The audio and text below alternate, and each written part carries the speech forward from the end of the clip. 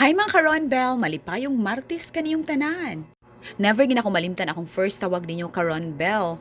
Kay part maghapon na sa akong name, di ba, na ay Bell. Mausab man ang ubang butang, ayo lang ang nindot nga batasan.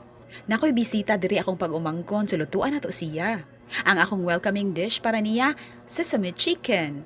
Kaning Sesame Chicken is a crispy chicken pieces toast in a sweet and savory sesame sauce. It's a Chinese dish ni siya named from the sesame seeds that are used in the preparation.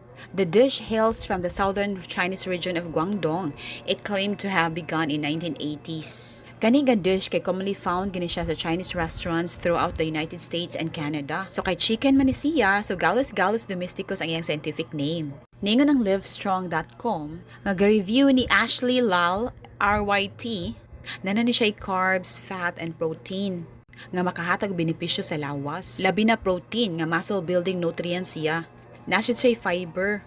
Na siya sodium sad, so it's recommended that you limit your sodium para mo keep your heart disease risk low. Bintaha gyud nga ikaw jud magluto sa balay kay makakontrol ka sa nutrition. Presenting my own version of Sesame Chicken. Sure jud ko nga maganahan ako pag-umangkon ani. Kay chicken jud ganahan sa mga kadaghanan, di ba? Labi na mga batan-on. Happy lunch ninyo. It's me, Annabelle.